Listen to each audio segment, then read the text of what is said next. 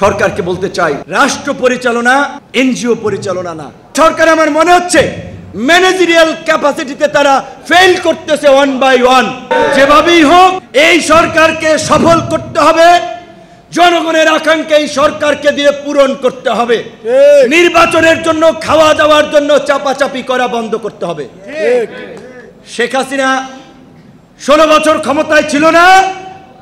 যদি আমরা 5ই আগস্ট হটাইতে না পারতাম, 5 বছর ক্ষমতায় থাকতো না।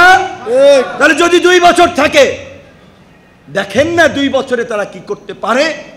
আগে নির্বাচনের জন্য অস্থির, নানান ধরনের কথাবার্তা বলে সরকারের অনেকের মনোবল দুর্বল করে দেওয়া হচ্ছে। কারণ সরকার এখন ভাবতেছে আমি যে সংস্কার করব, আমি কতটুকু করতে পারবো, আমি কতটুকু যেতে পারবো, রাজনৈতিক দল, পরিবহন মালিকরা, শ্রমিকরা আমাকে কতটুকু সমর্থন দিবে বা দিবে কিনা।